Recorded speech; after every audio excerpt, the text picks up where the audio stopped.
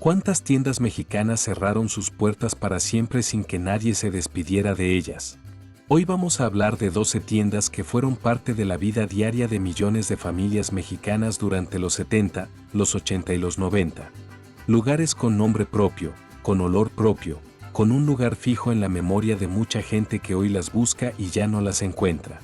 Y al final vas a saber por qué una de estas tiendas no cerró porque quebró, sino porque alguien decidió que era más negocio eliminarla que dejarla competir. Había un olor particular en las tiendas de telas de los años 80.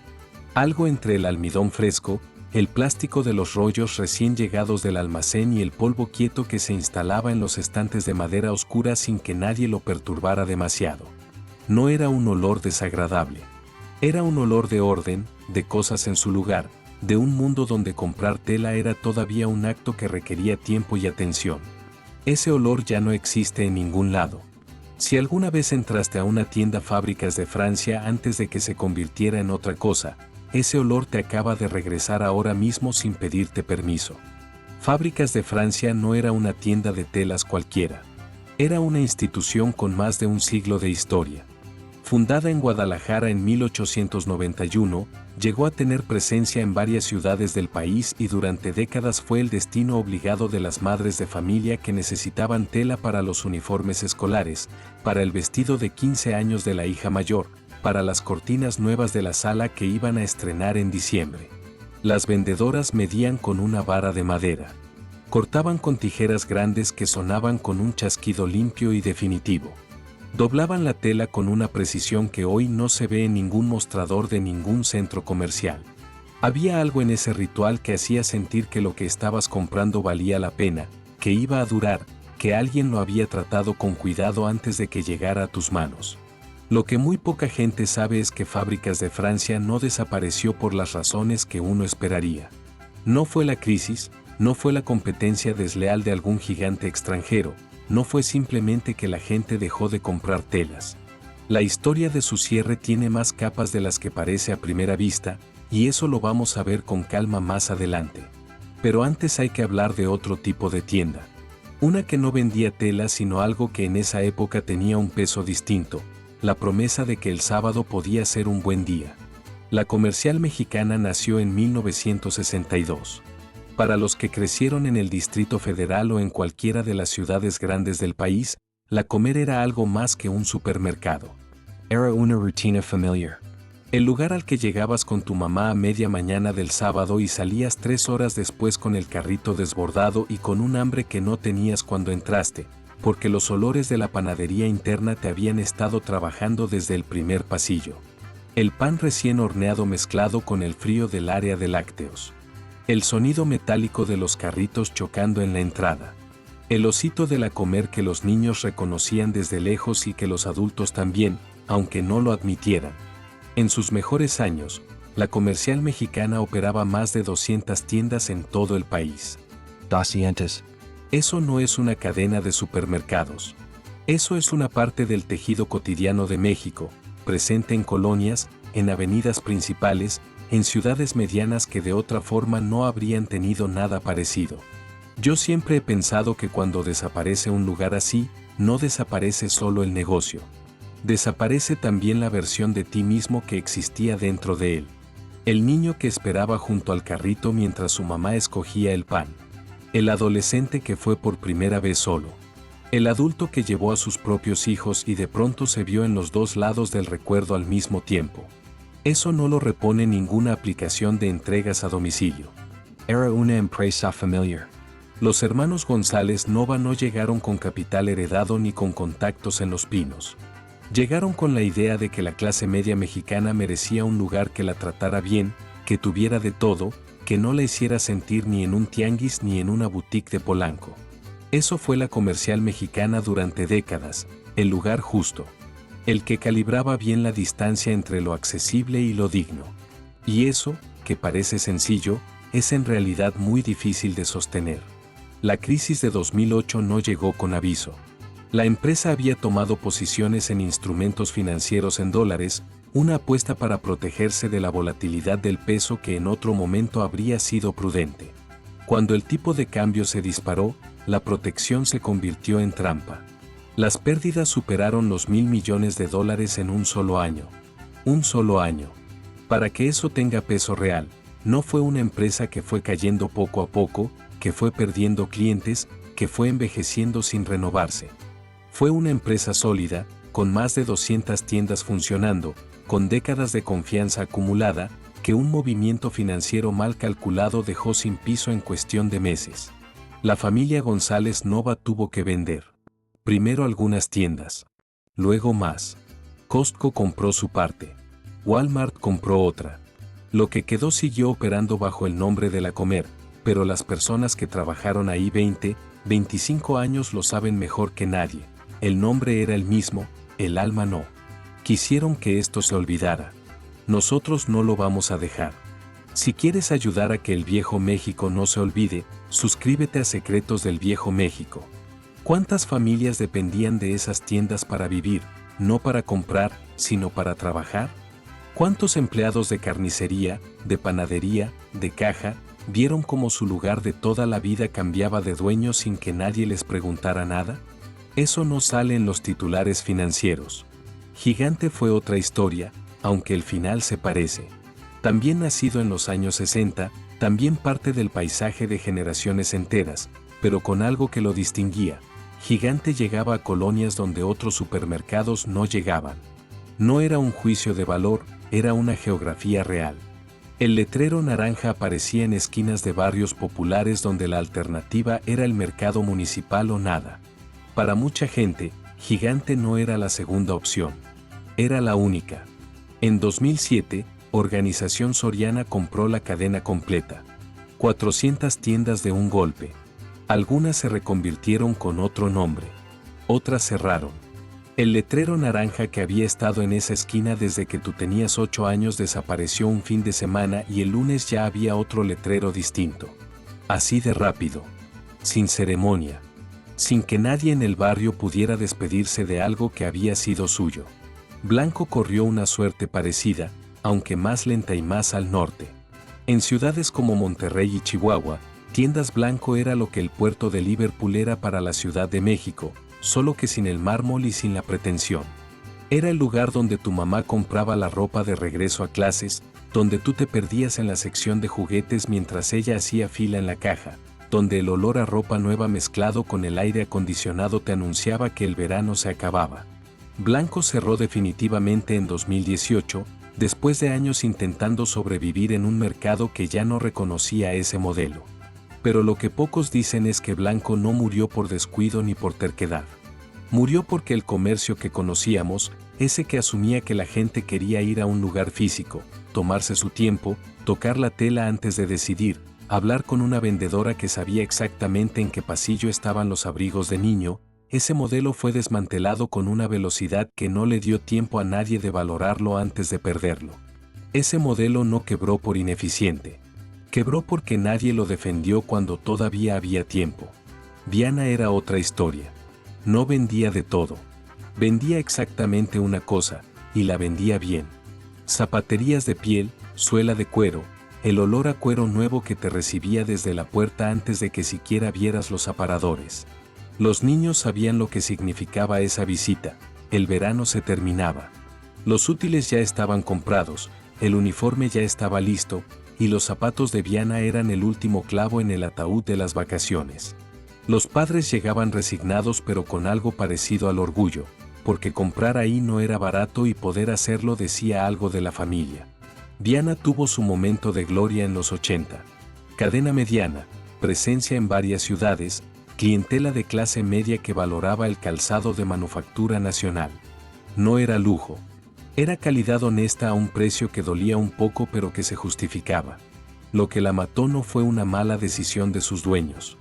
Fue el Tratado de Libre Comercio y la inundación de calzado asiático que llegó con el a precios que ninguna zapatería mexicana de ese tamaño podía igualar. Para mediados de los 90, Viana ya no podía competir. No porque sus zapatos fueran peores, sino porque el mercado había cambiado las reglas sin avisar. Cerró sin mucho ruido, sin titulares, sin que nadie organizara nada. Una rendición silenciosa ante una fuerza que llegó de golpe y que el gobierno de entonces presentó como progreso. ¿Cuántas familias de zapateros, cuántos trabajadores de piso, cuántos cortadores de piel perdieron su modo de vida en esos años y nunca aparecieron en ninguna estadística que alguien se molestara en leer? Salinas y Rocha es un caso distinto y merece que nos detengamos. Durante décadas fue el lugar donde las familias mexicanas amueblaban su casa con dignidad. La primera televisión a crédito. La sala de madera oscura con cojines de terciopelo verde que todavía está en casa de tu abuela. El refrigerador que duró 20 años porque estaba hecho para durar. Salinas y Rocha no te vendía un mueble, te vendía la idea de que tu familia merecía tener una casa decente y te daba los plazos para lograrlo. El deterioro fue lento y visible. Las tiendas se fueron descuidando año con año. El servicio se fue cayendo. Los precios dejaron de tener sentido frente a la competencia. Quien estuvo poniendo atención lo vio venir desde lejos. Quien dirigía la empresa, aparentemente, no quiso verlo. En 2002 llegó el colapso. Deudas enormes. Miles de empleados en la calle de un día para otro. Familias que dependían de ese sueldo, proveedores que nunca cobraron, clientes con créditos activos que de pronto no sabían con quién hablar. Lo que nadie esperaba era la velocidad con que desapareció todo rastro. No el cierre, que ya se veía, sino el borrado. La rapidez con que los letreros cambiaron, con que los locales se vaciaron, con que el nombre dejó de existir en el paisaje urbano como si nunca hubiera estado ahí. Fábricas de Francia tuvo un final diferente, y por eso duele de otra manera. Ese olor a almidón, a tela recién cortada, a madera de los estantes viejos. 127 años de historia en el comercio mexicano. Sobrevivió guerras, crisis, devaluaciones, terremotos. Sobrevivió todo lo que el siglo XX le pudo aventar. No la mató la crisis. La compró el grupo El Puerto de Liverpool en 2018 y la liquidó. Convirtió sus espacios en tiendas Liverpool o simplemente los cerró. Una transacción corporativa. Un renglón en un balance financiero. Esa diferencia importa más de lo que parece a primera vista. Cuando una tienda quiebra, algo falló. Cuando una tienda es comprada para desaparecer, alguien calculó que valía más eliminarla que dejarla competir. Alguien en una sala de juntas, con números en una pantalla, decidió que 127 años de presencia en la vida de los mexicanos no merecían continuar porque interferían con otro negocio más grande. No fue descuido. Fue una decisión. Y eso es lo que une a todas estas historias, a Viana, a Salinas y Rocha, a Fábricas de Francia, a todas las que vinieron antes en este recuento. Algunas murieron por la crisis, otras por la competencia, otras porque alguien en una sala de juntas decidió que era más conveniente que no existieran. Pero todas tienen algo en común que no se puede ignorar: cuando se fueron, no hubo despedida.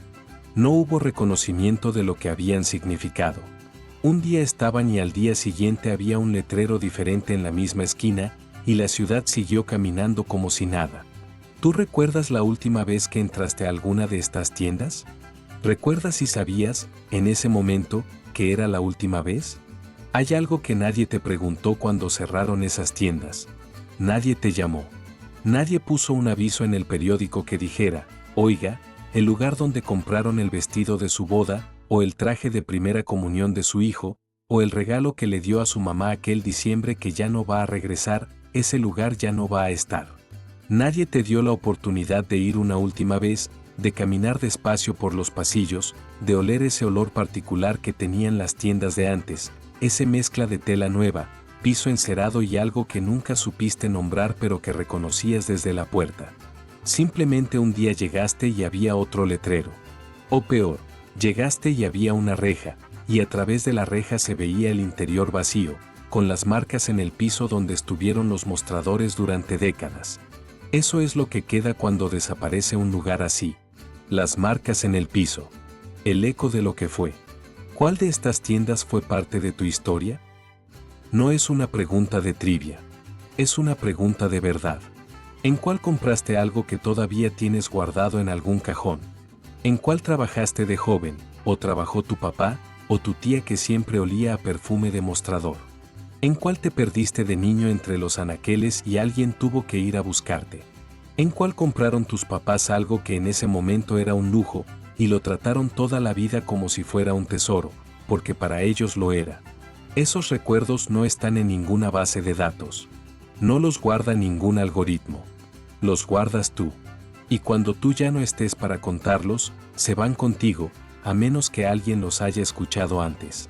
Por eso existe este canal. Para que esas historias tengan un lugar donde quedarse.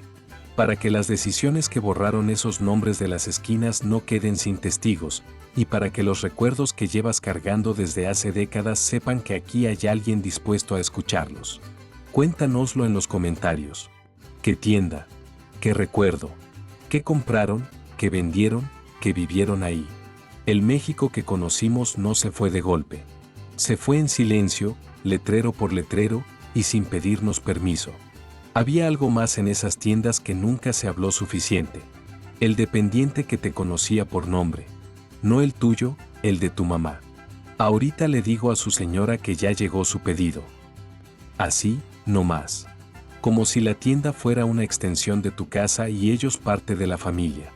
En el Palacio de Hierro de Venustiano Carranza, en los 70, había un señor en la sección de telas al que todo el barrio le decía Don Refugio. Llevaba más años ahí que algunos muros. Sabía qué corte le quedaba a quien antes de que la clienta abriera la boca. Ese Don Refugio no aparece en ningún archivo. Pero alguien lo recuerda. Alguien que hoy tiene 70 años y que de niña lo veía medir la tela con el brazo extendido, contando en voz baja, con una precisión que no necesitaba cinta métrica. Eso también se fue con los cierres. No solo los empleos. Las personas. Las caras de todos los días que le daban textura humana a esos espacios. Secretos del Viejo México existe para que nuestra historia no se olvide. Suscríbete y ayúdanos a preservar la memoria de lo que fuimos. Hay un olor que no se olvida. No importa cuántos años pasen, no importa cuántos centros comerciales hayan construido encima.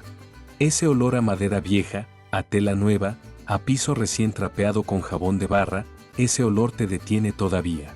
Porque no era el olor de una tienda. Era el olor de un lugar donde te conocían. Y eso no pasó solo en la Ciudad de México. Pasó en Guadalajara, en Monterrey, en Puebla, en cualquier colonia donde hubo un mostrador con alguien del otro lado que sabía tu nombre. El patrón fue el mismo en todas partes. Llegó algo más grande, más barato, más impersonal, y lo que había antes simplemente dejó de caber. Cuéntanos en los comentarios, ¿cuál de estas tiendas fue parte de tu vida? ¿O hay alguna que no mencionamos y que tú todavía recuerdas? Secretos del Viejo México existe para que nuestra historia no se olvide. Suscríbete. Lo que somos hoy está hecho, en parte, de los lugares donde nos formamos sin saberlo. Cuando cierra una tienda, cierra también una versión de nosotros.